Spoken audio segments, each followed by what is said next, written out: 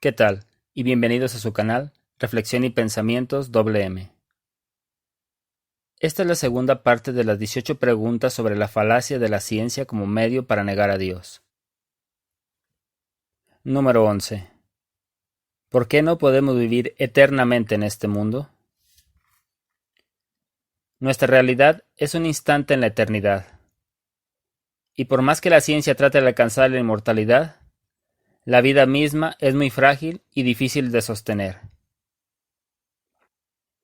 La ciencia muestra avances. Las células van copiándose, y a medida que avanza la edad, el ritmo de copiado de la nueva célula va perdiendo la nitidez de la anterior. Así que a medida que se sigue copiando, va perdiendo la posibilidad de mejorar. El cuerpo, genéticamente hablando, no pasa de 130 años. Claro que podría haber algunas excepciones, y contando que la calidad de vida comienza su descenso a partir de los 25 años, disminuyendo levemente, dando pequeñas caídas, y aumentando a partir de entre los 50 y los 80 años, y cayendo estrepitosamente a partir de los 90 años. Por lo tanto, si no podemos dominar los procesos biológicos, se llega a la conclusión que esta vida no lo es todo.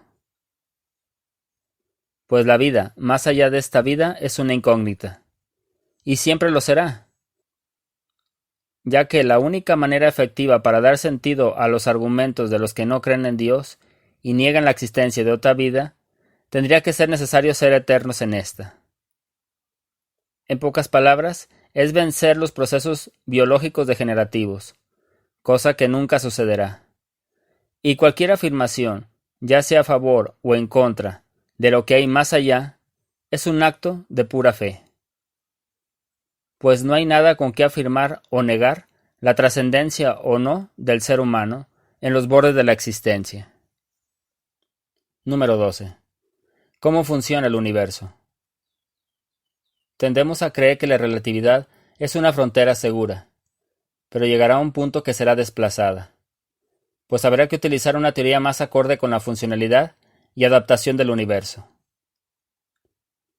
Pero en cuanto a su funcionalidad, el ser humano es como una hormiga que ve el bosque a su alrededor.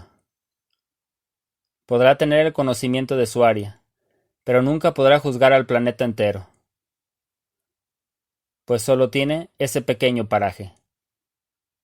La realidad es muy compleja, y la distancia física que hemos alcanzado en comparación del universo es nada. ¿Cómo el universo trabaja? ¿Qué lo sostiene? ¿Cómo y por qué el universo es como es?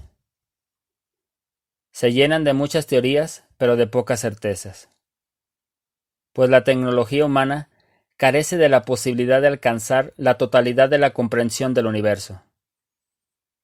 Pues para recapitular toda la información necesaria será una labor imposible para la humanidad. No tenemos la capacidad para entender a ciencia cierta cómo opera la maquinaria universal. Número 13. ¿Qué hubo, hay y habrá en el universo? 13.800 millones de años nos separan de la posibilidad de saber el pasado del universo, así como su futuro y su estado actual. En su condición, ¿se desgarrará? ¿Implosionará? ¿Se expandirá hasta el desgarro atómico? Las especulaciones son las teorías modernas. La imprecisión se adueña de la ciencia. No podemos dominar el tiempo del universo. Estos tres planteamientos se basan más en la imposibilidad de la comprensión del todo. Queremos analizar un cuadro, siendo nosotros un punto pequeño de esa pintura, de ese cuadro inmenso, de composición sencilla, pero increíblemente compleja para nuestra razón tan limitada. Simplemente desde nuestra posición, el cielo solo es un espectáculo de un pasado que nos hace recordar que la humildad es necesaria para poder analizar lo que existe en el universo. Pues tratar de alcanzar lo que nunca lograremos es lo mismo al necio que nunca se pregunta ni lo más simple de su realidad. Número 14. ¿Qué es el tiempo? Decía San Agustín conforme al tiempo. Cuando no me preguntan del tiempo, sé. Cuando me preguntan con respecto al tiempo, no lo sé. Así pues, la relatividad indica que solo hay un tiempo y lo que hubo, habrá y hay ya está definido. Claro, abriendo la posibilidad de los multiversos como escape para compensar el determinismo en el concepto. El tiempo es un misterio que no podemos percibir en su totalidad. Lo que vivimos ya fue. Lo que viviremos tal vez será. Depende de la voluntad humana y divina. No somos dueños del tiempo y tampoco sabremos cuál rumbo tomará. Somos como veletas al viento, con momentos de plenitud y libertad, pero con la imposibilidad de dominar ese mar en el cual nos vemos arrastrados.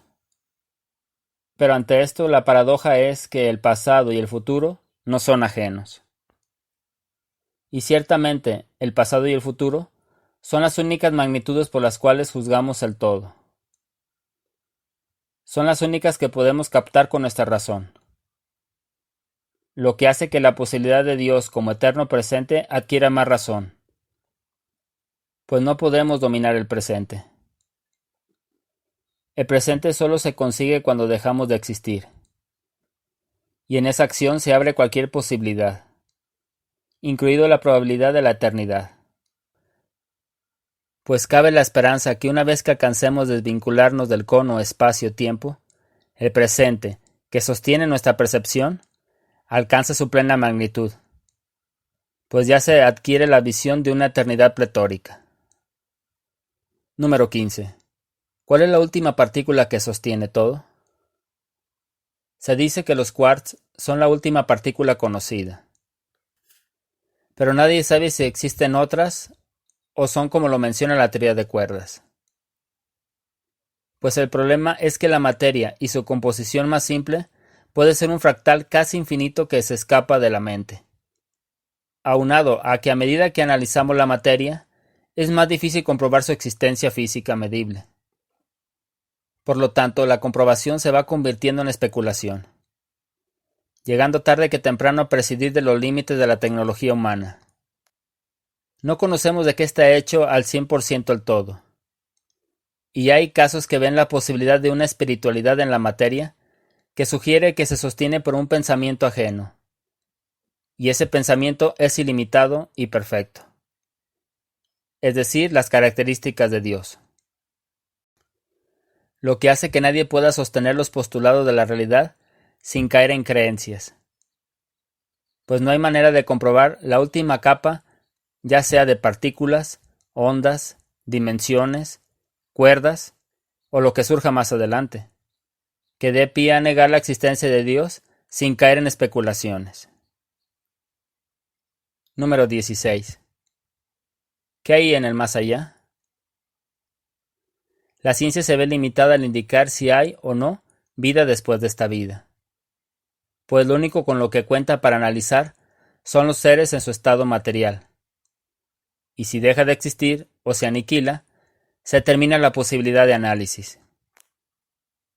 Por lo tanto, cualquier afirmación que pretenda negar la vida después de la vida, basada en la ciencia, queda imposibilitada, pues no puede comprobarse.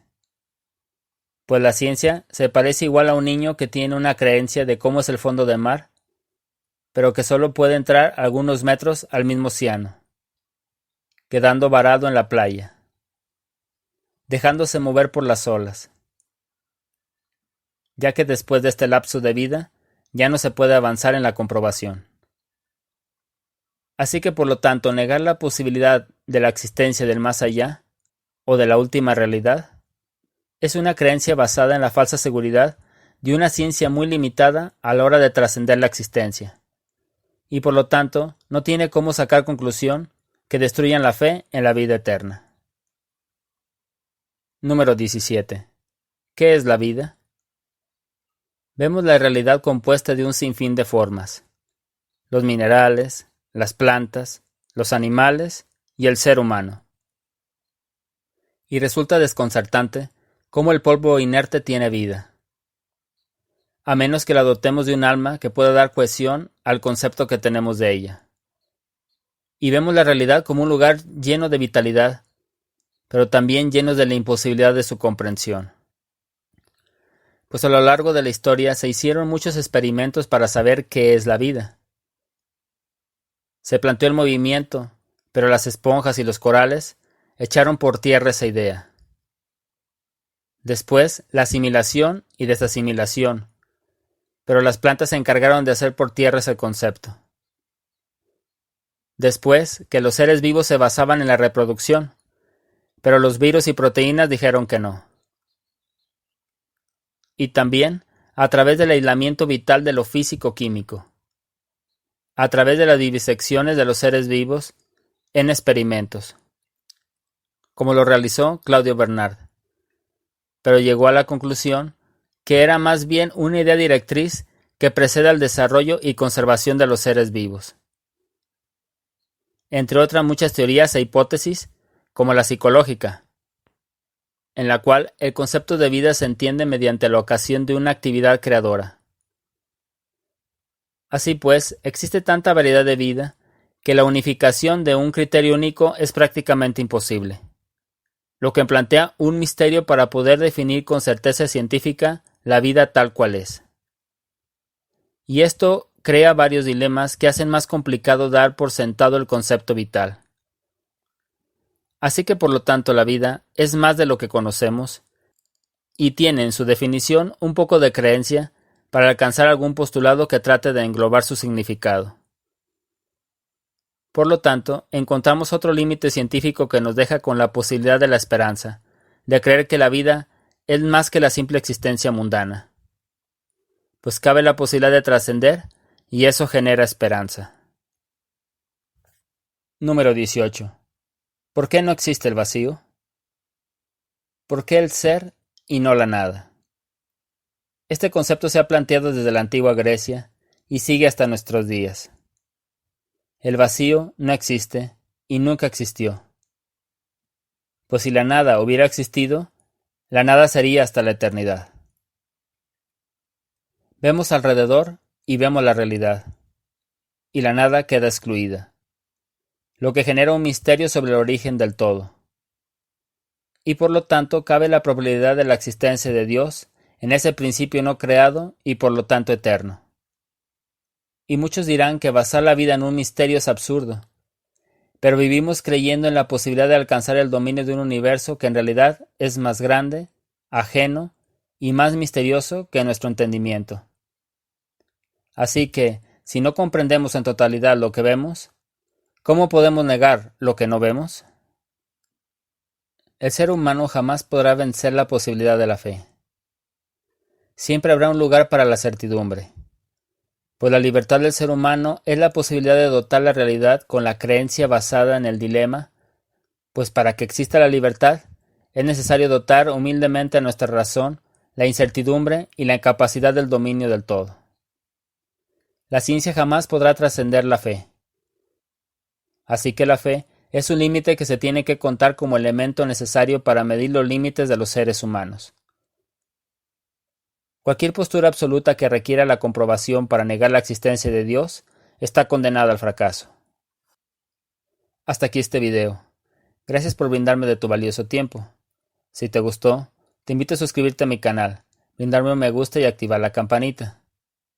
Te invito a compartirlo, pues las reflexiones y pensamientos son como las aves, que necesitan migrar para así poder crecer y desarrollarse. Ten paciencia, ánimo y que Dios te bendiga.